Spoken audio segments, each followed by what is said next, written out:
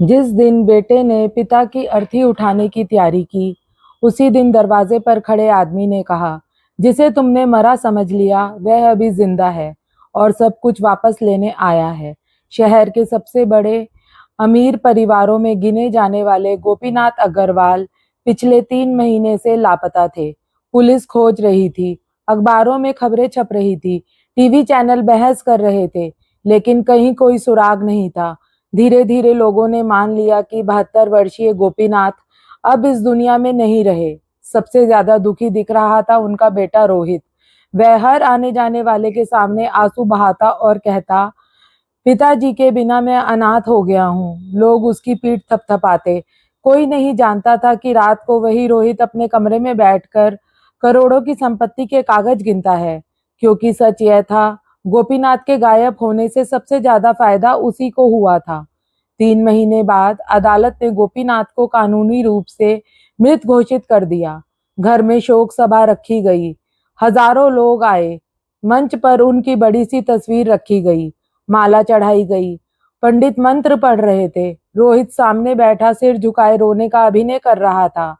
उसी समय मुख्य दरवाजे पर अचानक हंगामा हुआ। सबकी नजर उधर गई। एक बूढ़ा चौकीदार दौड़ते हुए अंदर आया। उसकी सांस फूली हुई थी। वह चिल्लाया, रुको, सब लोग रुक जाओ। सभा में सन्नाटा छा गया। क्या हुआ? चौकीदार कांपती आवाज में बोला, साहब, साहब वापस आ गए हैं। रोहित हंस पड़ा। पागल हो गए हो क्या? मेरे पिताजी मर चुके हैं। चौकीदार ने उंगली दरवाजे की ओर उठा दी। तो फिर वो कौन है? सैकड़ों गर्दनें एक साथ मुड़ी। दरवाजे पर एक दुबला पतला बूढ़ा आदमी खड़ा था। फटे हुए कपड़े, बढ़ी हुई दाढ़ी, झुर्रियों से भरा चेहरा, लेकिन उसकी आंखें, उन्हें पूरा शहर पहचानता था। वह गोपीनाथ अग्रवाल थे, जिंदा, पूरी तरह जिंदा। रोहित के हाथ से पानी का गिलास गिर गया। उसका चेहरा ऐसे सफेद पड़ गया जैसे शरीर से सारा खून निकल गया हो। ये नहीं हो सकता। गोपीनाथ धीरे से मंच की ओर बढ़े। उन्होंने अपनी तस्वीर के सामने खड़े होकर तस्वीर से माला उतारी।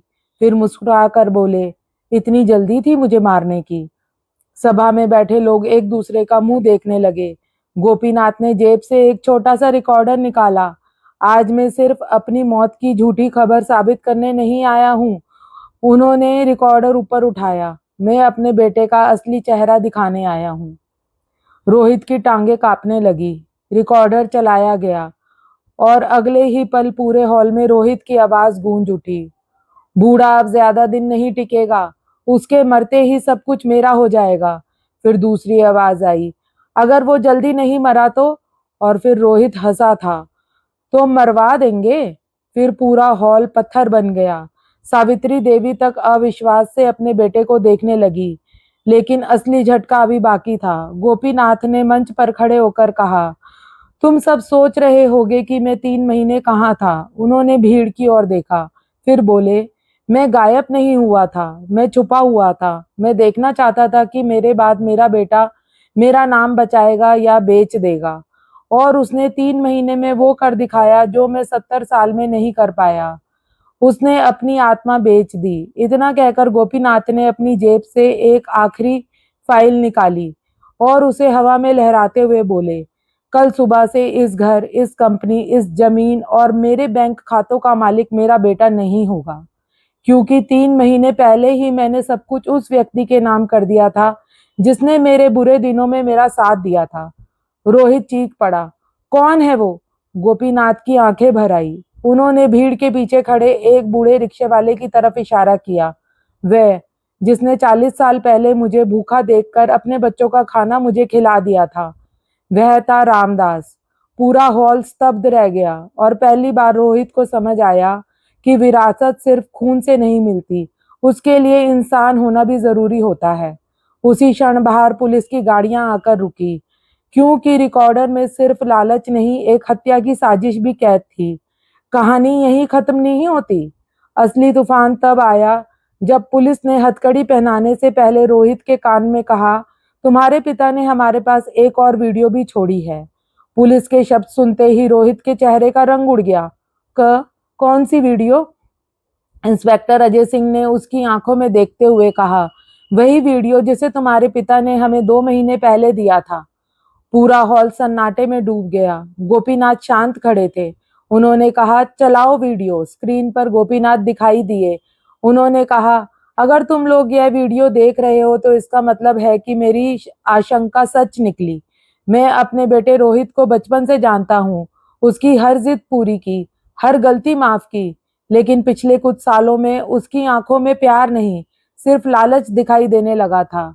वीडियो में कई रिकॉर्डिंग चलाई गई। एक में रोहित कह रहा था, बूढ़ा जितनी जल्दी रास्ते से हटेगा उतना ही अच्छा होगा।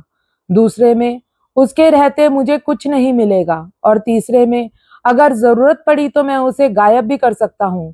सावित्री देवी रो पड़ी। वीडियो के अंत में गोपीनाथ बोले, मैं अपने बेटे को जेल भेजने के लिए यह वीडियो नहीं बना रहा हूँ। मैं दुनिया को यह बताना चाहता हूँ कि बच्चों को सिर्फ धन देना काफी नहीं होता, उन्हें संस्कार भी देने पड़ते हैं। संस्कार के बिना धन जहर बन जाता है। वीडियो बंद हो गया। पूरा हॉल खामोश था। रोहित का सिर झुका हुआ था। वह पहली बार सचमुच रो रहा था। गोपीनाथ उसके पास गए। सबको लगा कि वह उसे थप्पड़ मारेंगे, लेकिन उन्होंने कांपते हाथों से उसके सिर पर हाथ रख दिया। तुझे पता है सबसे बड़ा दुख क्या है? रोहित चुप रहा। सबसे बड़ा दुख यह नहीं कि बेटा बुरा निकल जाए, सबसे बड़ा दुख यह है कि पिता के जीते जी अपने बेटे को खो दे। रोहित फूट फूट कर रो पड़ा। पापा, मुझे माफ कर दीजिए। मैं अंधा हो गया था। मैंने पैसों को सब कुछ समझ लिया था। लेकिन कानून अपना काम करता है। इंस्पेक्टर अजय सिंह आगे बढ़े। हमें इन्हें ले जाना होगा। गोपीनाथ ने सिर हिलाया। ले जाइए। फिर उन्होंने रोहित की ओर देखा, कहा, सजा से मत डरना बेटा, कभी कभी गिरना जरूरी होता है ताकि इंसान उठना सीख सके। रोहित जेल चला गया। अदालत ने हत्या की साजिश और धोखाधड़ी के मामले में उसे सजा सुनाई। 3 साल बाद एक सुबह जेल का गेट खुला। रोहित बाहर निकला। उसके चेहरे का घमंड गायब हो चुका था। वह सीधे अपने पुराने घर पहुंचा, लेकिन वहां कोई आलीशान बंगला नहीं था। उसकी जगह एक बड़ा बोर्ड लगा था, गोपीनाथ सेवा सदन, अनाथ बच्चों और बुजुर्गों के लिए आश्रय गृह। रोहित की आंखें भर आई। अंदर गया तो देखा गोपीनाथ एक छोटे बच्चे को खाना खिला रहे थे। रोहित उनके सामने जाकर खड़ा हो गया। पापा। गोपीनाथ ने सिर उठाया। कुछ क्षण दोनों एक दूसरे को देखते रहे। फिर रोहित घुटनों के बल बैठ गया। मैं सब कुछ खो चुका हूँ। गोपीनाथ मुस्कुराए। नहीं बेटा, आज पहली बार तूने सबसे बड़ी चीज पाई है। क्या? गोपीनाथ ने उसके सीने पर हाथ रखा। इंसानियत। उस दिन रोहित ने अपने पिता से कोई संपत्ति नहीं मांगी, कोई हिस्सा नहीं मांगा। वह वही रहने लगा, बुजुर्गों की सेवा करने लगा, अनाथ बच्चों को पढ़ाने लगा। और वर्षों बाद लोगों ने पहली बार कहा, गोपीनाथ का बेटा अमीर नहीं बना, वह इंसान बन गया। विरासत जमीन, मकान और बैंक बैलेंस नहीं होती। असली विरासत वह चरित्र है जो माता पिता अपने बच्चों को देकर जाते हैं। धन खोकर वापस पाया जा सकता है, लेकिन इंसानियत खो जाए तो जीवन खाली रह जाता है। अगर यह कहानी आपके दिल को छू गई हो तो कमेंट में लिखिए और बताइए कि इस कहानी का सबसे भावुक पल आपको कौन सा लगा। आपको हमारी कहानी पसंद आई हो तो वीडियो को लाइक करें, शेयर करें और हमारे चैनल को सब्सक्राइब करना ना भूलें। धन्यवाद।